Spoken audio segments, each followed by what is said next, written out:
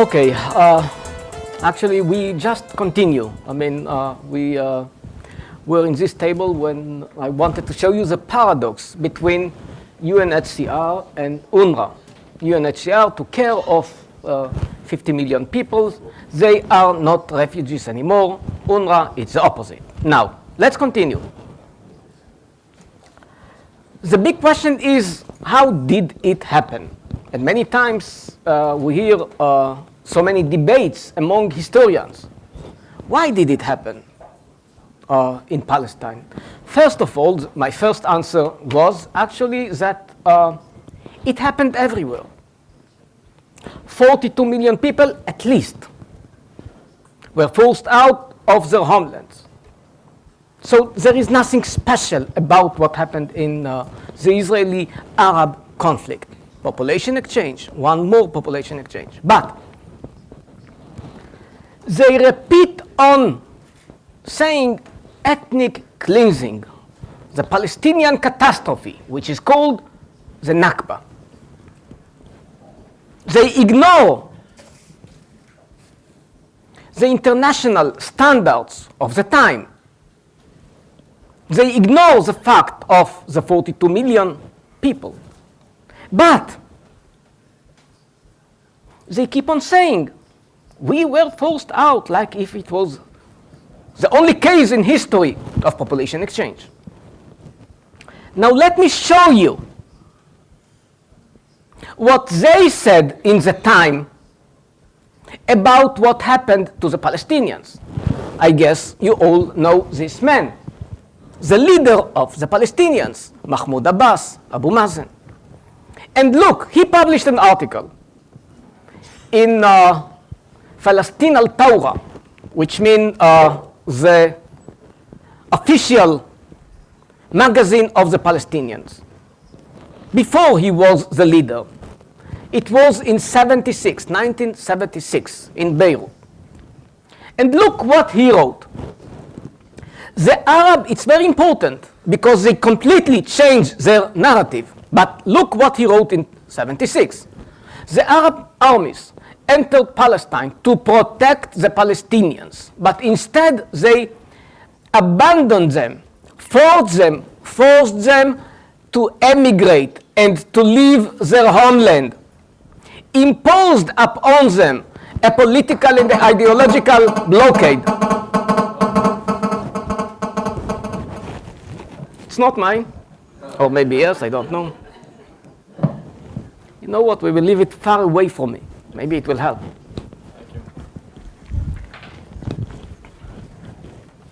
Anyway, look at his words, not the Zionist propaganda, but the words of the leader of the Palestinians. Imposed upon them a political and ideological blockade and threw them into prisons similar to the ghettos in which the Jews used to live in Eastern Europe. Just read it, it's unbelievable. For 17 years, the Arab radio stations broadcasted their intention of throwing the Jews to the sea and returning the refugees to their homes. They did not throw the Jews into the sea, and they did not return the refugees. Now, this is a Palestinian version. You know, we are in the age, the era of narratives. There is not truth anymore, by the way. Everybody has his own narrative. But even if we look at the Palestinian narrative, he is saying, Abu Mazen himself, it was not the Jews at all. It was the Arab countries who forced us, the Palestinians, to leave the country.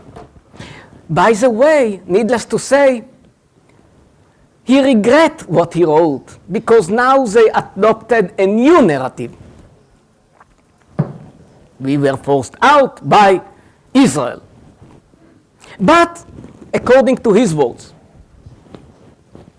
unfortunately, in so many campuses, in so many universities, when they speak so much and they teach so much about the Israeli-Arab conflict, they never mention the facts.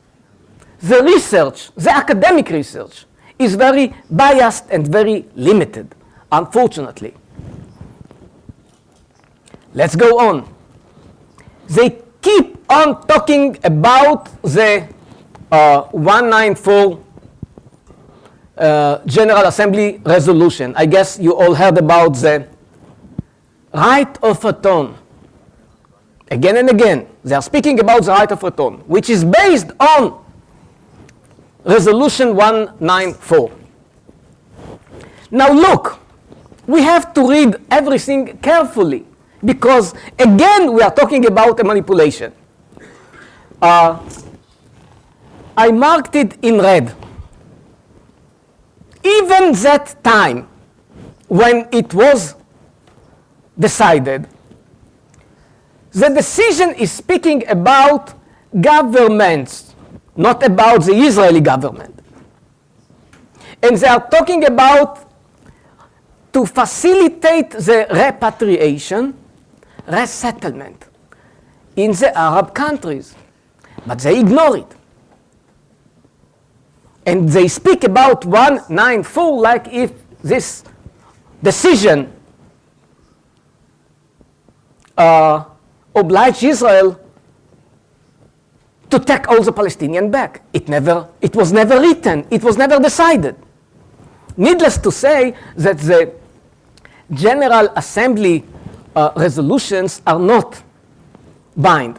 To those of you who know something in the international law, only the Security Council resolutions have the force, but not the General Assembly decision. But yet they are talking about the resolution 194 like if this is a decision that is saying that Israel must receive all the Palestinians back.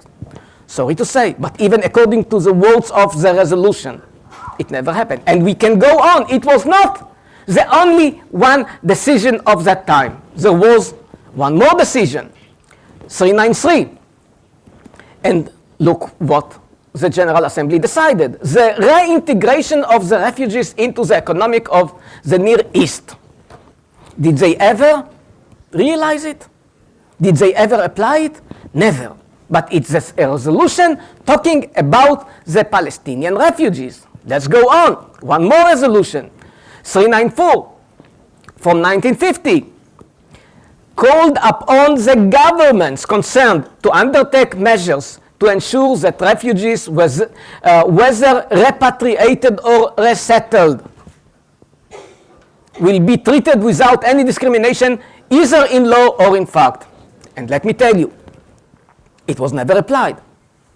This decision is a decision that was supposed to be adopted by the Arab regimes. They never applied.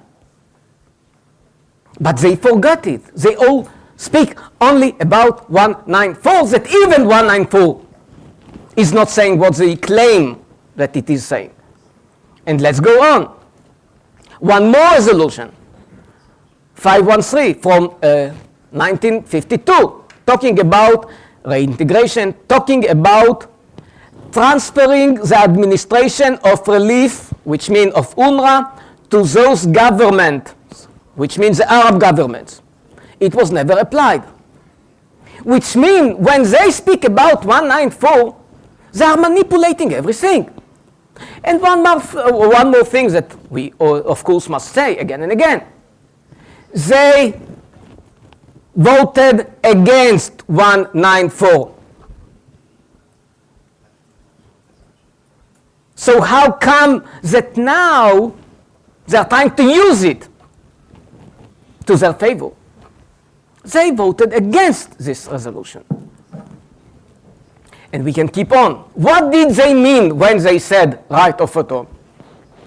Again and again. The Egyptian Minister of Foreign Affairs, Mohammed Salah al-Din, in demanding the restoration of the refugees in Palestine, the Arabs intend that they shall return as the masters.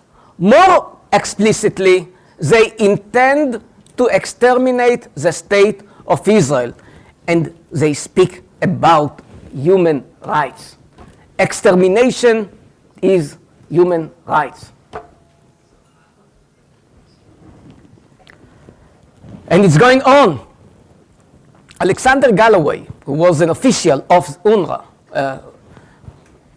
wrote in 52, 51, 52, the Arab states do not want to solve the refugee problems. They want to keep it as an open sore, as a weapon against Israel. Arab leaders don't give a damn whether the refugees live or die.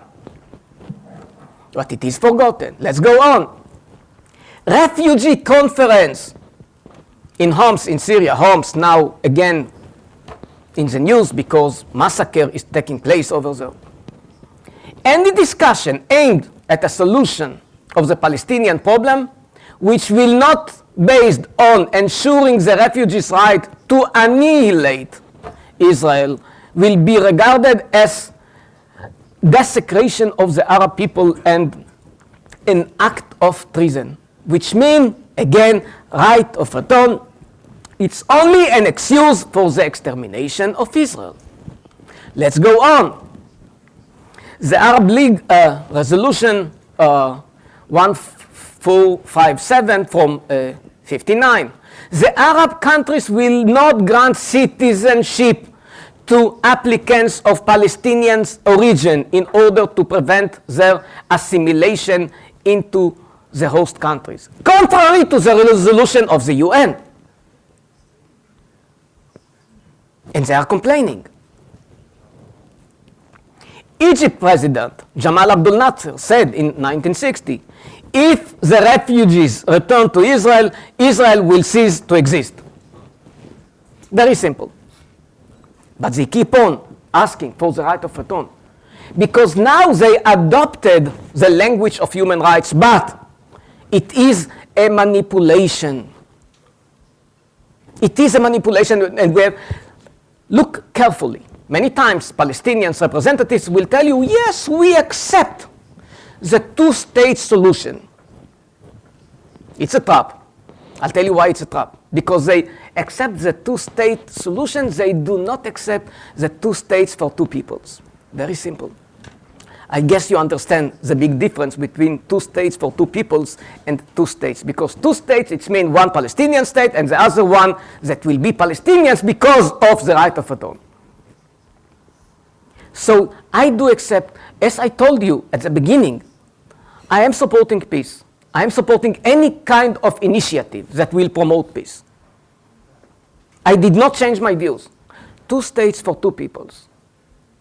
I'm supporting peace. I'm not supporting any destruction, any extermination. And there is a huge difference between those who speak about two states for two peoples to those who speak about the manipulation that is called two states solution.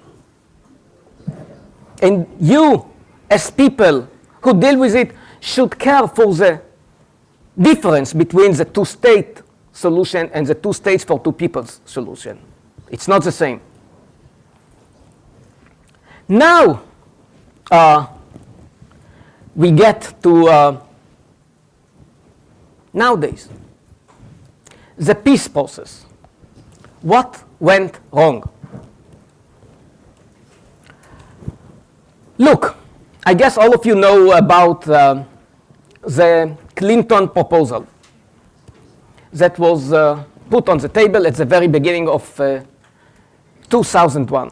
At the end of 2000, at the beginning of 2001, just before he left office, Bill Clinton. Now, there are so many debates about what really happened there. Moments before Yasser Arafat, the leader of the Palestinians, went to the White House to give his answer to the proposal of Clinton, he met Ben-Dror Ben Sultan. This is a man, the powerful ambassador of Saudi Arabia to the United States. They met in a rich hotel in Washington just before the meeting with the President of the United States, and he told him, look, this is the best offer, the best proposal, a good one. You should go and say yes. But he said something else. If we lose this opportunity, it is not going to be a tragedy. This is going to be a crime. Yasser Arafat went to the White House and committed a crime against his own people because he said no. And from time to time, even in many academic journals and newspapers, of course, you can hear this kind of debates. Who said no to Clinton? The industry of lies is prevailing again because they now are saying again and again, well, it's not Arafat who rejected the Clinton plan. Wow. Well, we have to go to something very simple, to the book of Clinton himself, and look, and let's read together what he wrote.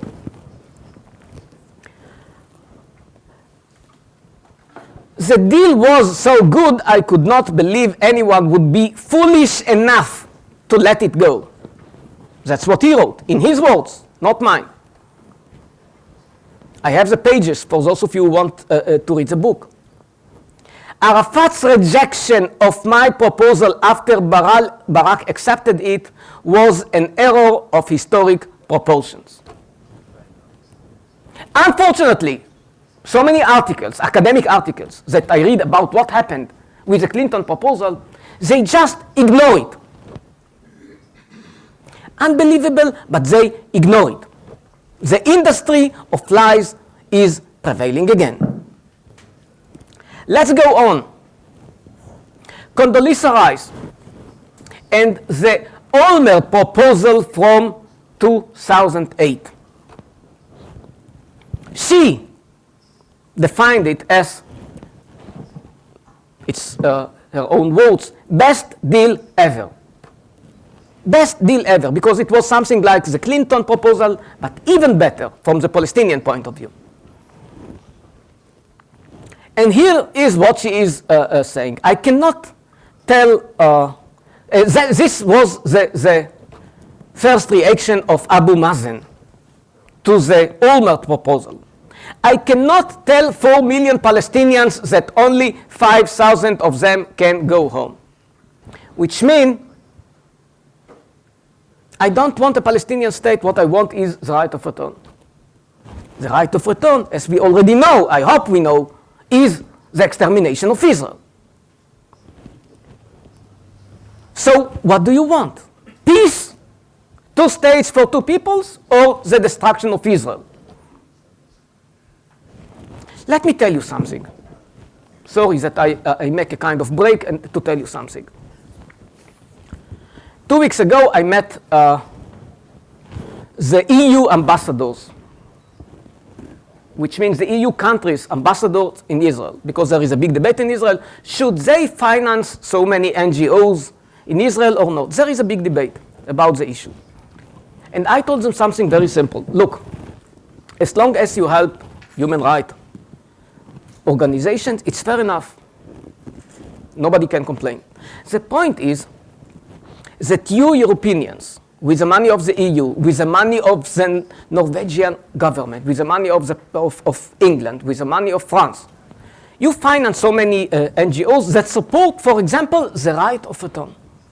It is counterproductive to peace, but it's not only that. It's much more than that, because there is a German organization which is supporting the refugees, the people who were expelled from Central Europe, you know. And I asked them a very simple question. Could you think about the option that any European government will support this kind of NGO? Those in Germany, very few by the way, that support this kind of organization, they belong to the extreme right. They belong to the extreme right because, you know, to send Germans back to the Sudets or to Poland, it's mean a collapse of the whole European system. And of course, everybody understands that they are marginal, they are not so important. And of course, nobody will bear in mind to support them by money. But, all of the surprise, when you get to the Middle East, you're doing the opposite. How come? You have to explain me. I don't have to explain you anything. How come that you support this kind of right of return? I mean, first of all, do it in Europe.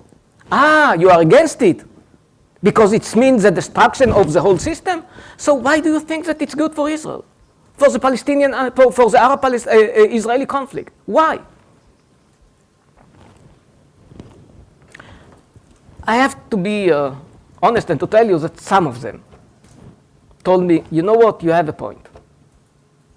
You have a point. We have to reconsider it. I have no idea what is going to happen. And if they will stop with this kind of counterproductive aid to all of these anti-peace NGOs, but they do not promote peace. They do not support reconciliation. They are doing the opposite by supporting this kind of groups. Because they perpetuate the Palestinian problem. They have to realize it's finished, just like it's finished in Germany, in Ukraine, in the Balkans, in every other country. But not. Europe is supporting those warmongers. Let me tell you, I don't have any other name. They are supporting them and on behalf of human rights. What a paradox. Now, just to show you what was the Olmert plan, actually they received something like 95% of the territories. Whoever is telling you that Israel is continuing with the occupation, expansion, and so on, it's a lie. Here is what they could receive, but they rejected the plan. Because of one, not because of occupation. It's a lie, because of the right of return.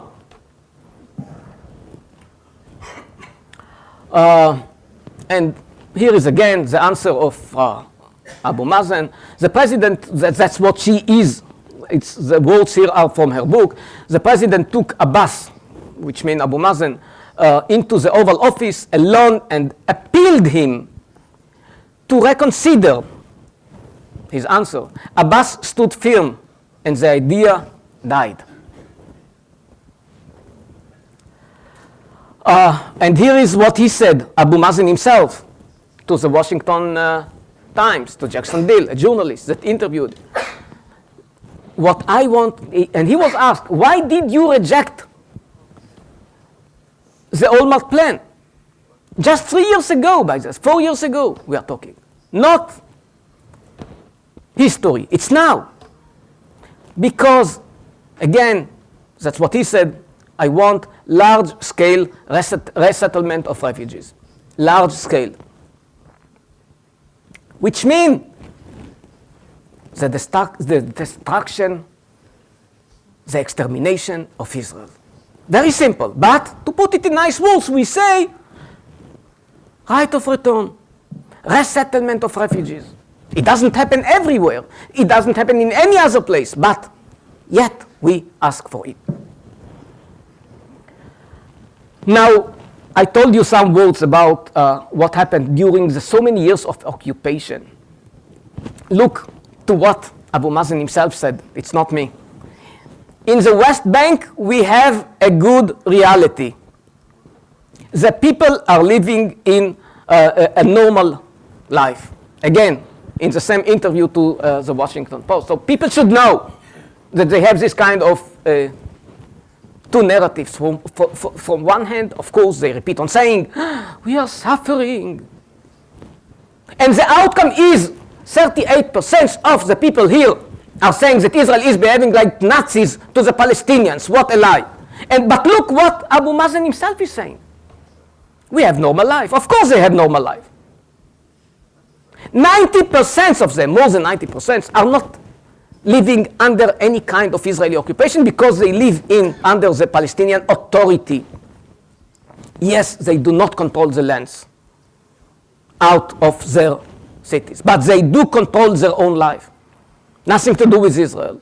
Most of the checkpoints in the West Bank, if you don't know, were removed. The only checkpoints that we still have now, it's mainly between Israel and the Palestinian territories. But people don't know. They keep on demonstrating against the checkpoints. We don't have any more checkpoints. But people continue with the same kind of cliches. We needed the checkpoints in the time of the Intifada, before we had this kind of fence. But they keep on with the same kind of cliches, lies.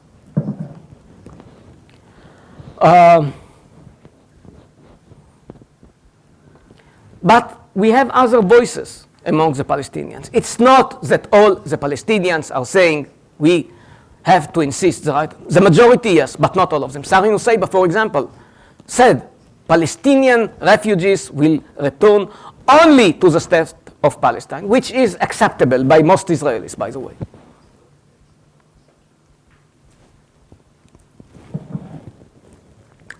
Okay, now, to continue this chapter about peace, many times people don't understand what really happened, what was the background, the emotional background of the conflict. And many times you can hear this kind of cliche saying, we Palestinians are not supposed to pay the price because of what happened at the Holocaust. You hear this kind of argument again and again, I guess. So let me tell you some things. Maybe most of you know it, but here is the Mufti, the leader of the Arabs under the British Mandate in that time. He met Hitler, and he told him very simply, kill the Jews. 41. He was the leader of the Palestinians of that time. Let's go on. The Hamas Charter, we will not read it, we don't have the time. The Hamas Charter of now, talking about the extermination of Jews. Let's go on. Abbas Zaki. Abbas Zaki is supposed to be the successor of Abu Mazen the time that he will retire. Now, let's see what he said.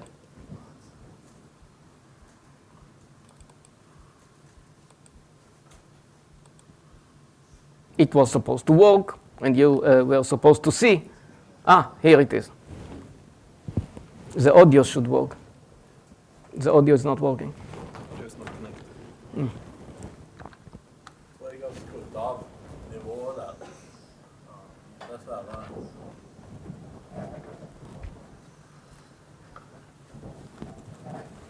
يمكن تحقيق الفكرة الملهمة أو الهدف الكبير دفعة واحدة. Want to restart it?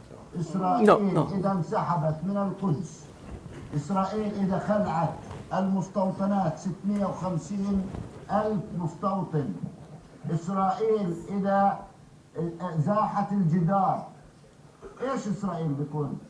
إسرائيل بتنتهي. مين اللي هلا منغاض ومنفجر ومنفلت وزعلان؟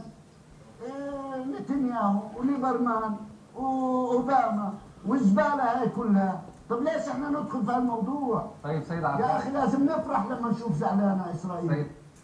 فانا رايي اذا جيت تقول بدي اخلعها من الوجود، يا عيني يا عيني وضع صعب. مش سياسه هاي وما تحكيش للعالم، احكيها بينك وبين نفسك كده. نعم. اما بدك انت قرارات الان اللي الكل موافق عليها، بدي اياها.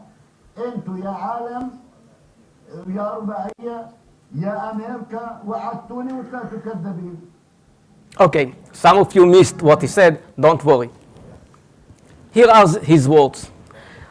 To make it short, he said something like, when we say 67 borders, we mean the extermination of Israel. But we have to be nice. Because what we mean, don't tell it anybody, he's telling. Don't tell it anybody, but what we mean is the extermination of Israel. Now, stupid enough to say it in Al Jazeera. Stupid enough. But we don't have to say it to anybody. It's too difficult here are the last paragraph, you can see it. If one says that one wants to wipe Israel out, come on, it's too difficult. It's not acceptable policy to say so. So we just say 67 borders, which mean, and of course they say right of return. But he is saying, according to, by the way, just some months ago, we mean the destruction of Israel. Let's go on. The Palestinian Authority Mufti, just like the Mufti of Hitler. Muslims' destiny is to kill Jews. Now, the Iranian problem. I could read many articles about, is it a real threat or that you are just manipulating everything? Well, and I had debates, I have to admit, in some universities, and some articles were published that actually the leader of Iran, Ahmadinejad, never said that he should wipe Israel out of the map. Washington Post, a very prestigious newspaper, published an article checking the real facts about what Ahmadinejad said or did not say. It's not an anti-Israeli newspaper, don't misunderstand me, but they came to the conclusion that he never said it. Sometimes, you know what? You are tired of them, of their laziness, because it's not so difficult to find out what did he say. I want to show you what he said. If I found it, the Washington Times could find it.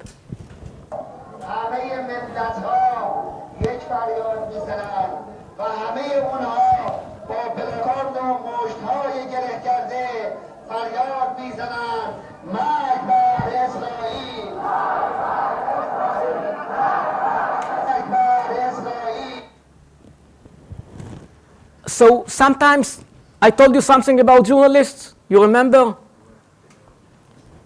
Unbelievable. But they could not find this clip when he is saying to the masses standing in front of him, death to Israel, death to Israel. They could not find it. No, he never said it. Unbelievable sometimes. I'm talking about my colleagues.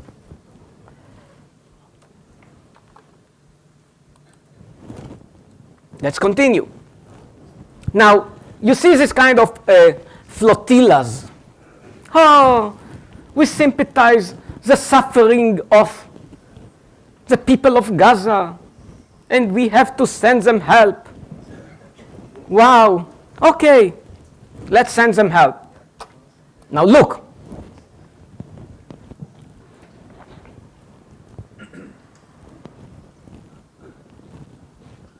اللهم يا ربنا ويا مولانا ويا سيدنا اهزم أعداءك وأعداء الدين في كل مكان. اللهم عليك باليهود ومن هاودهم والنصارى ومن ناصرهم والشيوعيين ومن شايعهم. اللهم أحصهم عددا واقتلهم بددا ولا تغادر منهم أحدا. Okay. To those of you who did not recognize what was said, many times again, this kind of I see these students, American students, left-wingers, you know, they are in favor of the Hamas, and I ask them, did you ever read the Hamas charter? No, we never did. Do you know what they are saying about not Jews, not Zionists, but about Christians? They have no idea. And then I present them the words of the Hamas, not of me. Kill the Jews, kill the Christians, kill the communists, because they are left-wingers, they are communists, many of them. To the last one. But they don't know. And you know what is much worse? That even if they know, it doesn't help. Sometimes. Here they are, left-wingers, communists, with the leader of Gaza Strip. Ismail Haniyeh. From one hand, he's saying, let's kill them all. That's what is broadcasted in his own formal TV channel. From the other hand, of course, he is hugging them. I guess some of you or many of you know the term useful idiots. It was coined by Lenin for those in the West who supported his regime. Saying, don't do anything to them. They are useful idiots. So let's use them. Exactly now, the same kind of pattern, this kind of dictatorship which is supporting the useful idiots. The useful idiots are supporting the dictatorship. A combination that we have every generation. And here it's George Galloway. I don't know if you know about him. A parliament member from Britain supporting the Hamas, one more useful idiot. And unfortunately, we have many of them. They are raising the Hamas flags, the Palestinian flags, and they have no idea what they are doing. And maybe much worse, maybe, you know what? Maybe they know what they are doing, which is much more frightening. Now, I don't have to convince you about what is Israel, a new chapter about the Israel apartheid, but so many people are talking about this apartheid state, the apartheid state. Some pictures about the apartheid state. I don't want to give a lecture what is Israel and what is Israeli society. Most of you know, but there is a definition, a UN definition to what is an apartheid state. Nothing to do with Israel, of course, but they keep on. The man who is leading the campaign against Israel about apartheid, he is a PhD student where? Unbelievable. Omar Barghouti in Tel Aviv University, an apartheid state. Salim Gibran, Israeli Supreme Court Justice, he is an Arab. Miss Israel, some years ago, was Rana Raslan, an Israeli Arab. The singers that represented Israel in the Eurovision, you know, the European competition, Arab. The captain of the Israeli football, Walid Badar, an Arab citizen of Israel. Well, an apartheid state, as you understand. Now, one story that maybe you don't know. You know about the ex-president of Israel. You know that he was sentenced to 7 years in jail. I guess you all know it. Not a big honor for the Israelis, but this is a place of the rule of law. A rule of law. But how many of you know who was the judge that sent him to jail for 7 years? George Kara, an Arab judge. Now, you know what? If you will look in Google, it was never even mentioned in the Israeli mainstream media. And you know why it was not mentioned? Because of a very simple reason. It's a non-issue. It's a non-issue. I mean, nobody cares about it. So what? He is an Arab. So what? Nobody mentioned. I'm not talking about this kind of right-wing websites or something. Maybe they did, I don't know. But in the mainstream media, nobody even mentioned it. I had to put it here just because I went to the Apartheid Week that is taking place in many universities. I don't know about here, Norway, but of course in the United States. They have no idea what they're talking about. And somebody, of course, you are lying. Well, I'm lying. You can check it in a minute in the internet. They don't know. Could you imagine in Norway a Muslim judge sending the ex-prime minister or president or I don't know what to jail? No. But in Israel, it happens. I'm not saying that it will never happen in Norway. It can happen. But if you are talking about the level of discrimination or whatever, well, Israel is integrating the Israeli Arabs much better than in any other European state. I'm talking about facts. it's another lecture. I don't have now the time. Because I conducted the research. I compared minorities in some countries. It was Britain, France, Germany, the United States, and Israel. And let me tell you, just the bottom line. The best place for Arabs to live in is the United States. The best second place for Arabs to live in the world, you know where it is? The second one? Israel. And then some European countries are coming, but they are lagging behind Israel. Yet you can hear so many voices from Europe. How do you behave with your Arab citizens? Well, let me tell you. First of all, you have to learn a lot from Israel and then come to teach us how to behave with the Israeli Arabs. Not that everything is wonderful. I'm not saying that we don't have discrimination. Every society, unfortunately, is facing forms of discrimination. That's not what I'm talking about. I'm talking about the fact that Israel is doing everything in order to integrate the Israeli Arabs. Much better than most of the European countries. But yet Israel is an apartheid state. Just some examples. According to the demography index of last year, 53% of the Israeli Arabs, we are proud to be Israelis. Because, you know what? Because of the very simple reason. They know what is happening in Syria, in Lebanon, in Egypt, in Jordan, in Iraq, in every other country. And you know what? They prefer to live in Israel, in the apartheid state, because they enjoy it.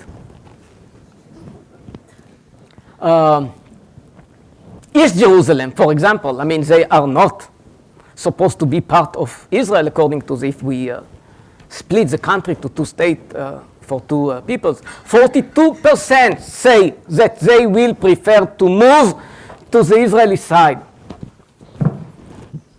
They will move even to the Israeli side. They will not stick to their homeland, to their homes, and they will prefer to move to the Israeli side. Why? Because they know exactly what might happen when they will have their own state. Well, it will be one more, unfortunately, one more Arab state. And they prefer to live in Israel. Okay, this is the last chapter. You know, in the last 5 years, everybody is talking about the mass violations of human rights on behalf of Israel. Again and again you hear it. You hear this cliche again. Israel is violating human rights more than every other country in the world. And you hear it like it's a brainwash that is taking place so many places. Newspapers, academia. Again and again, Israel is violating human rights. Now, well, we need something like 10 hours in order to begin with the issue. We don't have the time. We have to make it short. I took only the highlight of the story of human rights. And the highlight of the human rights is immediately after the cast lead operation in Gaza Strip. You all know about. The UN Council appointed Judge Richard Goldstone in order to investigate the crimes of Israel. And he published a report of 600 pages.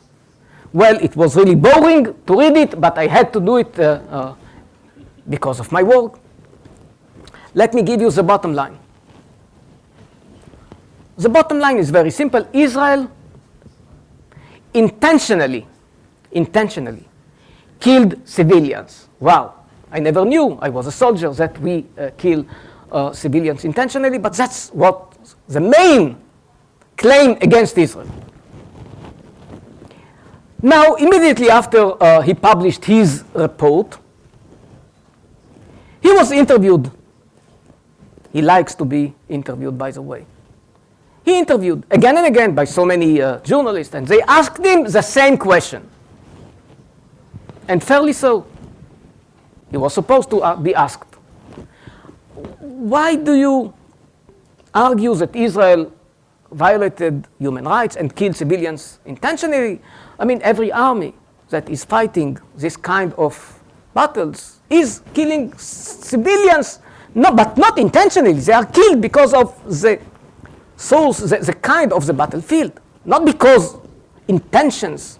It was not done deliberately. And I want to show you his answer. We have to skip it, sorry. He was asked by Channel 2 in Israel. You know, the U.S. and its war on terror Listen. carpet bombs Afghanistan and Iraq and hurts innocent civilians. Is the U.S. then guilty of war crimes? Well, certainly if war crimes were committed, of course they should be investigated. Any war crime should be investigated. And, you know, I don't with respect accept your description of what they did. It's something obviously I haven't investigated, but nobody should be exempt from being accountability. Unfortunately, if one's a political realist, the powerful are often exempt more than the weak, but that doesn't mean that the weak should be exempt. Well, remember his answer. I did not investigate the U.S. Army. Fair enough. Okay, let's go on. Bill Moyers, those of you who were American citizens know the name because he is a very prestigious journalist from the PBS, the public television, and the same kind of question, but let's hear the new answer. 2 weeks later. That if you hold them to this standard that you've just described, that law prescribes for conflict, any democracy that's fighting terrorism is likely to find itself dragged into an international court of justice. I mean, do you consider that a valid concern? No, absolutely not. Take the United States fighting wars in Kosovo, in Iraq, in Afghanistan. They have certainly at a high level gone to extremes to protect innocent civilians. Okay, now let's continue. Israelis. To those of you who could not hear carefully, Goldstone A said to Channel 2 in Israel, I have not investigated the US Army. As I told you, fair enough. 2 weeks later, he said, Goldstone B now, the US Army gone to extremes to protect innocent civilians, which means that in 2 weeks he conducted a new inquiry. Nobody knows about it, but he conducted, and he has a new answer. And he mentioned, of course, Iraq, Kosovo, Afghanistan, and Pakistan, and other battlefields. Not he mentioned, which means the Israeli army did not go to extremes. The opposite, the Israeli army intentionally killed civilians, not like the US Army that has gone to extreme to protect innocent civilians. So, as you understand, I felt in love with comparative studies. So I conducted a small one, really a small one. He mentioned some battlefields. I expanded it a little. I took only the same kind of battles. How many people were killed? Civilians, combatants. How many? Let's see. Very simple. It's the end of my lecture, so it's not going to be long. Don't worry. Chechnya. To those of you who don't know, Chechnya is smaller than Gaza Strip. I'm talking about the population. In the first round, we are talking about at least, you don't have body monitors, so we don't really know how many people were killed. But in the first round, at the middle of the 90s, we are talking about at least 50,000 people that were killed. Let's go on. The second round in Chechnya, at least 30,000 civilians that were killed. Let's go on. He's mentioned Kosovo, not far away, in the very middle of Europe. 500 combatants and between 1,000 and 2,500 of civilians. Let's go on. He mentioned Iraq. I did not take all Iraq because it will be too complicated. I took only one battle that was similar, completely similar to the one that took place in Gaza, the Fallujah battle. The people, the terrorists of Al-Qaeda took over and so on. So the same kind of battle. How many people were killed? Well, 1,200 of combatants and at least 2,000 civilians. At least. Probably much more. Again, nobody knows. And I went on. Pakistan's Swat Valley, because, again, a district that the Taliban terrorists took over and they had to uproot them. Again, we are talking about 1,200 of combatants and about 6,000 of civilians. Let's go on. Sri Lanka. Sri Lanka, it happened just some months after caste lead operation. And we are talking about, according to the new report of the UN, 40,000 civilians were killed. Not 10,000 as it's written here. Now,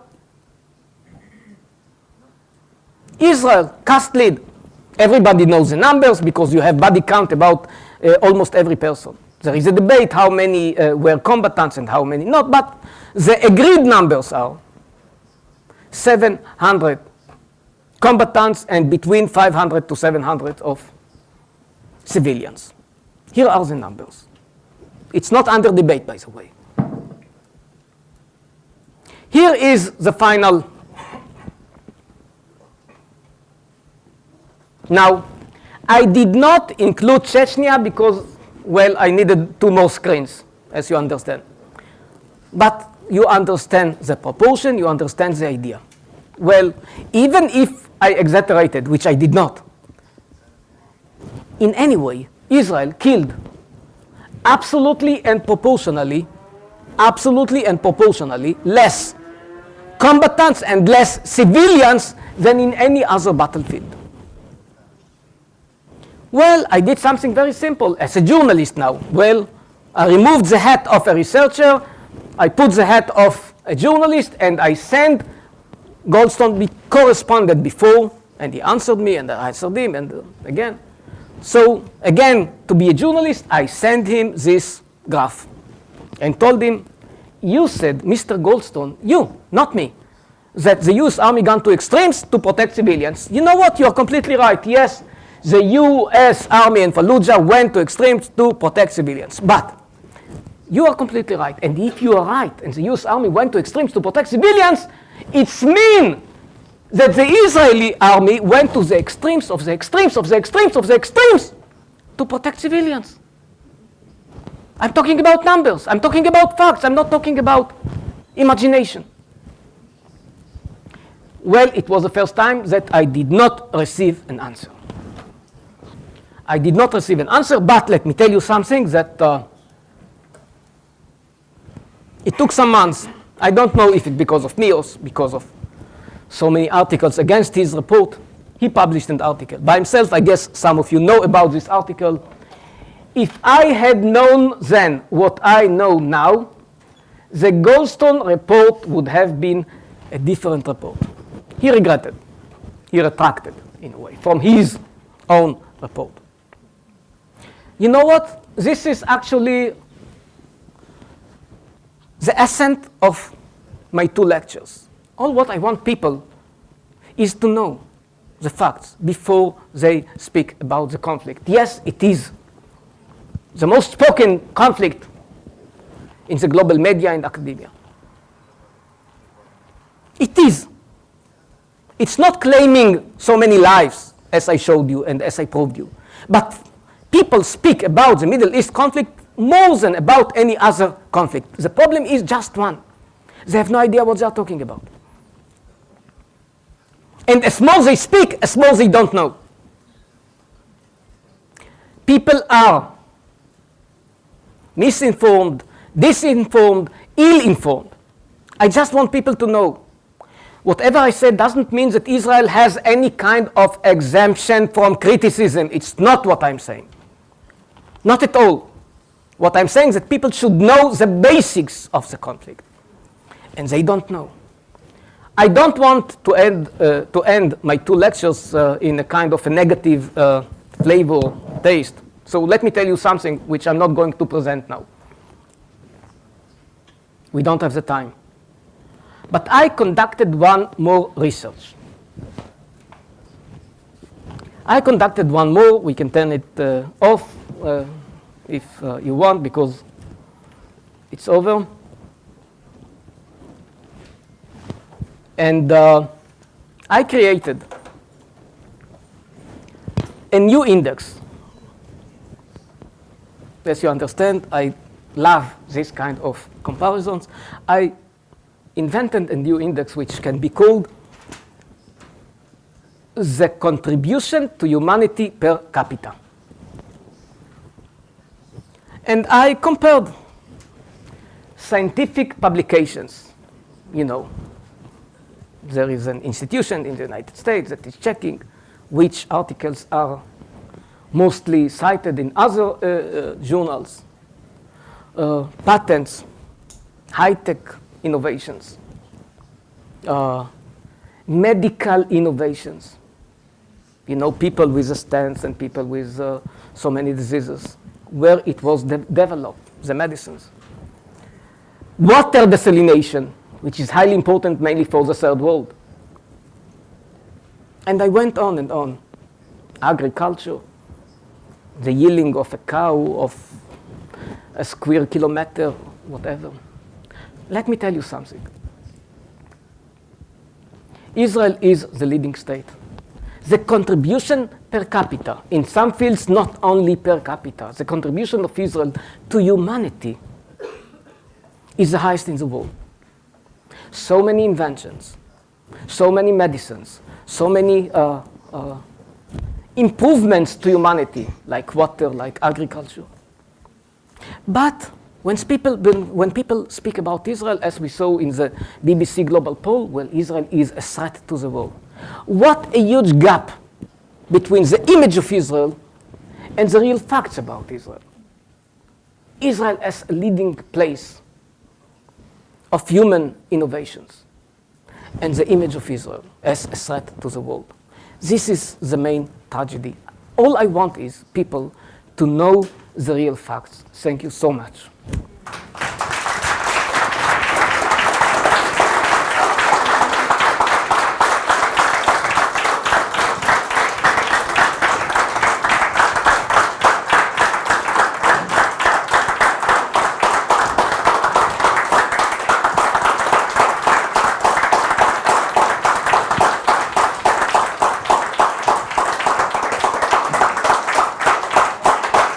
Thank you.